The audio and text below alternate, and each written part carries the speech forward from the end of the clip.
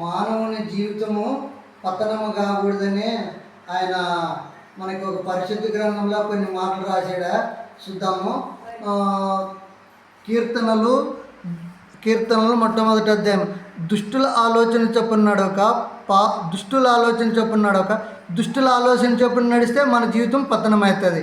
పాపల మార్గం నిలిస్తే మన జీవితం పతనమవుతుంది. అపాసలు కూర్చుని చోటు కూర్చుంటే మన జీవితం పతనమవుతుంది. మన జీవితం పతనం కాకూడదంటే మన జీవితం పతనం కాకూడదంటే యెహోవా ధర్మశాస్త్రమందు దివారాత్రము ధ్యానించేవాడు ధన్యుడు. మన జీవితం ధన్యత ఉండాలంటే దివారాత్రం ధర్మశాస్త్రం ధ్యానించాలా.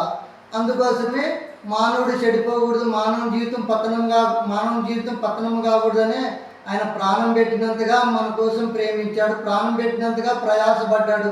మరి ఒక్కపారు ఆలోచించి దయదలిసి దేవుడు ఇచ్చిన వాటిని దీవించును గాక.